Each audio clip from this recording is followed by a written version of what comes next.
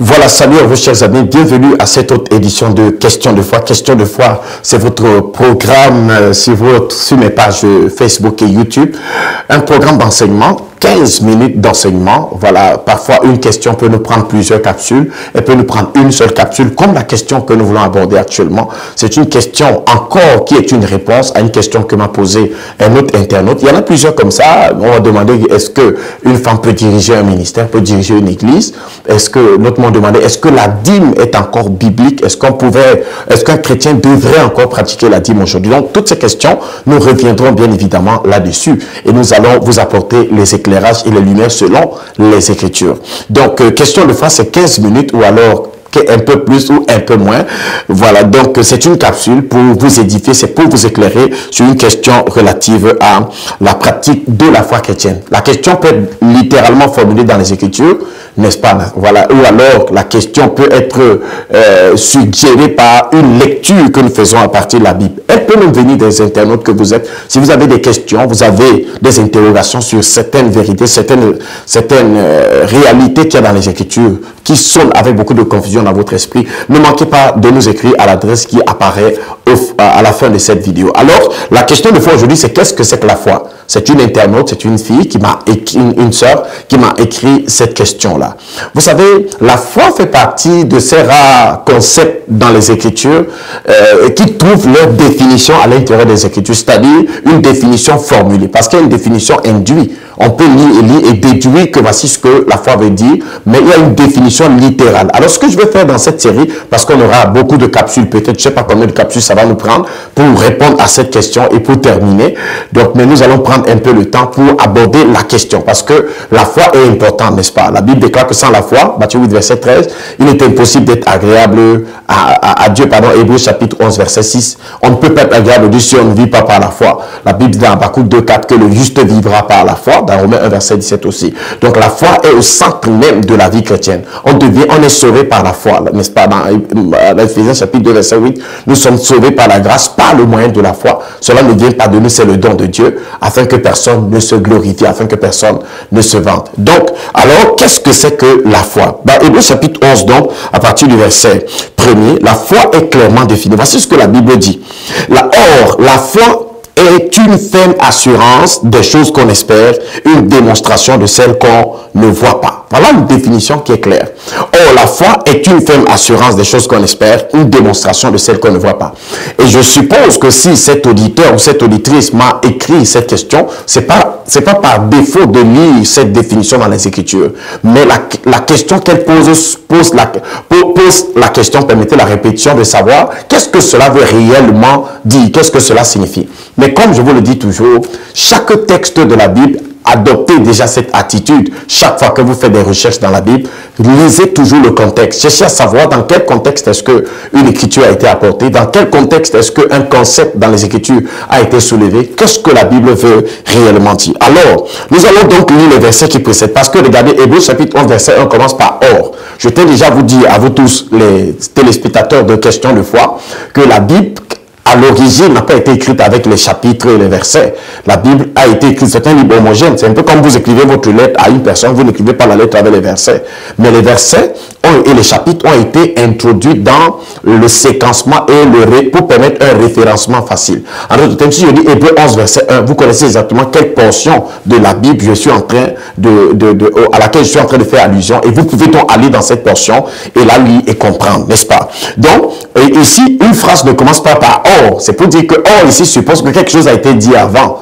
Vous comprenez? Et que le or est juste une conjonction qui permet effectivement de mettre ensemble, vous comprenez, deux phrases. Donc, or ici fait la liaison entre ce qui a été dit et ce qui va être dit. Donc, ce qui va être dit est tout simplement quelque chose qui continue ou une explication de ce qui a été dit. Alors, allons-y donc. Dans le chapitre, puisque ce qui a été dit maintenant, c'est dans le chapitre précédent, c'est-à-dire dans le chapitre 10, Hébreux chapitre 10, verset 37 à 39. Encore un peu de temps, celui qui doit venir viendra, et il ne tardera pas, et mon juste vivra par la foi. Mais s'il se retire, mon âme ne prend pas plaisir en lui. Nous ne sommes pas de ceux qui se retirent pour se perdre, mais de ceux qui ont la foi pour sauver leurs âmes. Hébreux chapitre 10, verset 37 à 39. Nous ne sommes pas de ceux qui se retirent pour se perdre, mais de ceux qui ont la foi pour sauver leurs âmes. Oh, ici il vient d'écrire cette épître où il dit aux frères que nous sommes de ceux qui ont la foi donc pour sauver leurs âmes.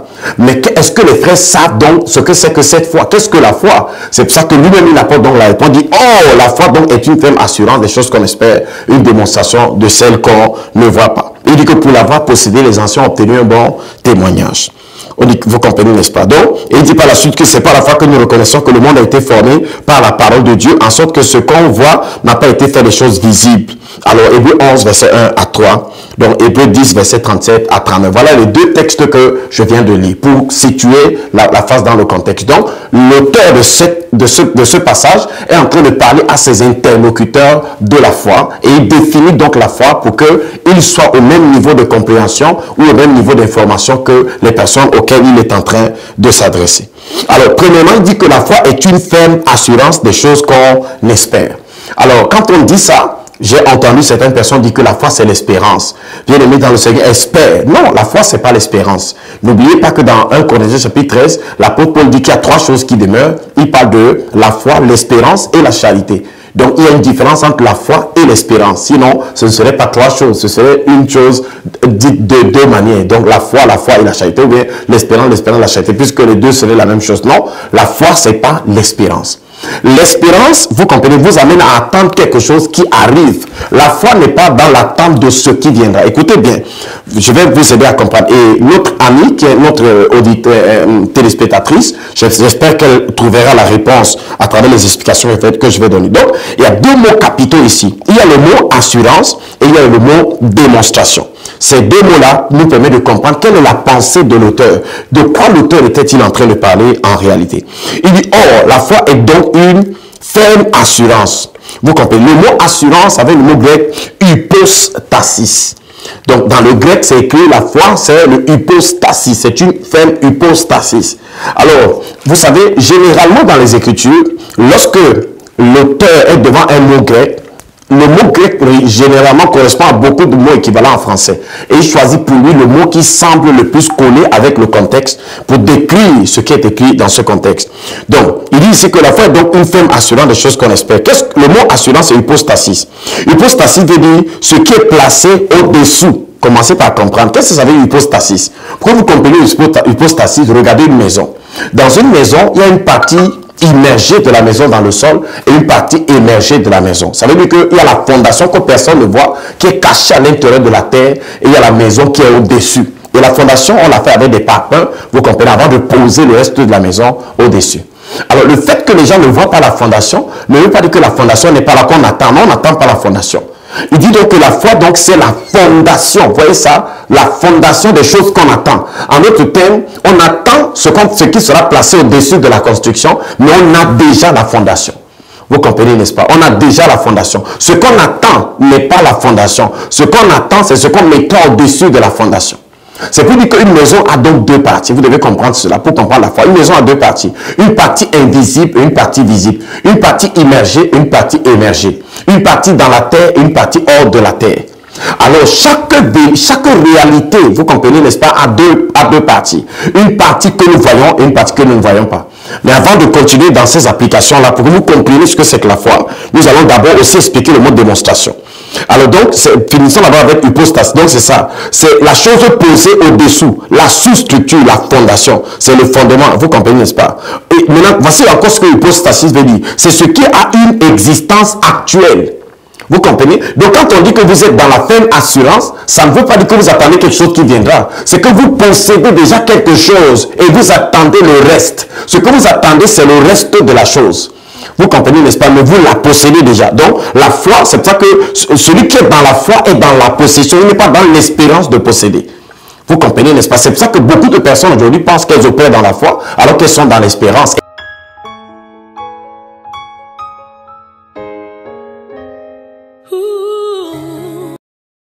Étonnés que dans leur espérance, elles attendent et ne vivent pas ce qu'elles pensaient avoir déjà validé par la foi, parce qu'elles ne sont pas dans l'opération de la foi. Nous allons le comprendre. Donc, ce qui a une substance réelle, c'est ça la foi. Ce qui a une qualité substantielle. Vous comprenez la qualité substantielle? Qu'est-ce que ça veut dire? Ça veut dire que la foi, donc, est la possession de la qualité substantielle d'une chose. Ça veut dire que chaque chose a une partie substantielle. et une autre partie qui est simplement une partie qui est moins substantielle, qui est ainsi de suite. Vous comprenez, n'est-ce pas? C'est pour dire que chaque chose que Dieu veut vous donner a une substance invisible et une partie visible. Généralement, c'est quand vous voyez la partie visible que vous pensez que Dieu agit. C'est pour ça que vous ne voulez pas saisir la partie invisible. Or, pour posséder la partie visible, vous devez d'abord posséder la partie invisible. Et la partie invisible, là, c'est la partie substantielle. Vous comprenez, n'est-ce pas? Nous allons le voir après que j'ai expliqué le mot démonstration. Le mot démonstration, ça vient le mot grec elekos, qui veut dire une preuve. Ce par quoi une chose est prouvée, attestée. Vous comprenez donc? La foi, donc, c'est l'attestation de posséder la substance d'une chose en attendant, vous comprenez, n'est-ce pas, le reste de la manifestation de cette de la partie visible dont la chose, vous comprenez, n'est-ce pas, était la substance.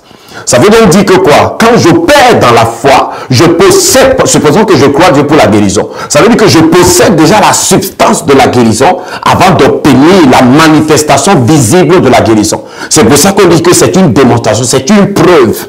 C'est un peu comme, je vais prendre un exemple. On vous a vendu un terrain. Vous comprenez, n'est-ce pas? Vous avez fait toute la transaction, vous avez viré les fonds, on vous a envoyé le document qui montre que c'est le vôtre. Mais vous n'êtes pas encore allé sur le terrain. Mais le papier que vous avez, l'attestation que vous avez, est la preuve que c'est votre terrain. Donc, vous pouvez, à partir de cette attestation, dire j'ai un terrain, alors qu'en réalité, vous n'avez pas encore commencé à entrer dans le terrain. C'est un peu comme lorsque quelqu'un vous dit, je viens de vous faire un virement de 1 million de francs. Vous êtes content, vous êtes dans la joie. Vous n'agissez pas, vous ne pensez pas comme quelqu'un qui s'attend à posséder cette somme d'argent. Vous savez que vous la possédez déjà. C'est pour ça que vous êtes dans la joie, vous vous réjouissez déjà, vous faites déjà des plans, alors que vous n'êtes même pas encore allé à la banque pour toucher votre argent. Vous comprenez, n'est-ce pas? Oui. Même si la personne vous a trompé, en attendant que vous découvriez que ce message n'était pas, c'était un bluff, vous allez vous réjouir, vous serez d'abord content. Alors, pour comprendre ce texte, vous allez voir, l'auteur dit ici que c'est par la foi que nous reconnaissons que le monde a été formé par la parole de Dieu, en sorte que les choses qu'on voit ont été faites à partir des choses qu'on ne voit pas, des choses, tout ce qu'on voit n'a pas été fait des choses visibles. Qu'est-ce que ça veut dire? Ça veut dire que tout ce que nous voyons a été fabriqué à partir d'un matériau qu'on ne voit pas, qu'on appelle la parole de Dieu. C'est pour ça que je ne dis plus que Dieu crée à partir de rien. Non, Dieu ne crée pas à partir de rien. Nous pensons que Dieu crée à partir de rien parce que nous pensons que la parole de Dieu, c'est rien. Non, Dieu crée à partir d'une substance et cette substance, c'est sa parole. Donc la parole de Dieu est une substance réelle. Alors, qu'est-ce que ça veut donc dire opérer dans la foi? Opérer dans la foi veut dire, si Dieu te dit par exemple que tu es béni, vous comprenez? Tu reçois cette parole. Tu ne la reçois pas comme si tu t'attends à être béni dans le futur. Tu es ce que la parole t'a dit. Et la parole est la manifestation, vous comprenez, n'est-ce pas, substantielle de cette bénédiction matérielle dont tu attends l'expression dans ta vie. Mais il faut d'abord posséder la substance pour attendre la manifestation de l'autre. Est-ce que tu comprends ça? Oui. Donc, opérer dans la foi, c'est ça. C'est pour ça que quand vous opérez donc dans la foi, vous validez ce que Dieu a déjà validé. Si Dieu te dit tu es béni, tu n'attends pas de voir la bénédiction. Si Dieu te dit tu es grand, tu n'attends pas de voir la grandeur. Comme Dieu l'a dit, comme la parole est sortie, puisque tout ce que nous voyons a été fait des choses qu'on ne voit pas. Donc, a été fait par quoi? Par la parole. Jean 1, verset 1 à 3. Au commencement était la parole, après était avec Dieu. Toutes choses ont été faites par elle. Rien de ce qui a été fait n'était fait sans elle. Donc, si j'ai la parole, j'ai la substance, le matériel avec lequel les choses visibles sont fabriquées. Alors, chaque parole que Dieu me donne, vous comprenez, n'est-ce pas, est la substance. Donc, est la partie qui détermine l'existence actuelle et réelle de ces choses que j'attends. J'espère que tu as été béni et que vous avez été béni par cette explication sur la foi. Ne manquez donc pas. Il y a beaucoup d'autres capsules que nous allons faire parce que ça, c'est la définition de la foi. Vous comprenez, directement et implicitement comme ça, formulée dans les Écritures. Mais il y a beaucoup d'autres définitions de la foi que nous allons vous donner à travers ce que les saints ont dit, à travers ce que les justes ont dit, et ça va vous permettre de comprendre ce que c'est que la foi. Mais comme nos capsules doivent durer 15 minutes, alors nous allons nous arrêter comme ça. Merci beaucoup. C'était question de foi traitait effectivement de la question de savoir qu'est-ce que c'est que la foi. Si vous avez une question aussi qui vous turlupine, une question qui taraude votre esprit, une question pour laquelle vous n'avez pas de réponse, ne manquez pas de nous écrire. Alors avant de quitter cette vidéo aussi, ne manquez pas de vous abonner et d'activer la cloche de notification afin que à chaque fois que les vidéos seront partagées, vous puissiez être au courant et que vous puissiez aussi profiter. Une autre chose chose que vous pouvez faire, c'est de partager la vidéo afin que d'autres frères, d'autres personnes soient instruites, vous comprenez, et comprennent ce que c'est que la foi. Donc, bien aimé, entre dans la foi, commence à saisir la parole de Dieu, commence à recevoir la parole de Dieu dans ton cœur pour entrer dans l'expérience de ces choses glorieuses. Merci beaucoup, j'étais l'apôtre Charles Dibré. Restez en compagnie de nos programmes. Bye, bye, bye, bye. Shalom, shalom, shalom.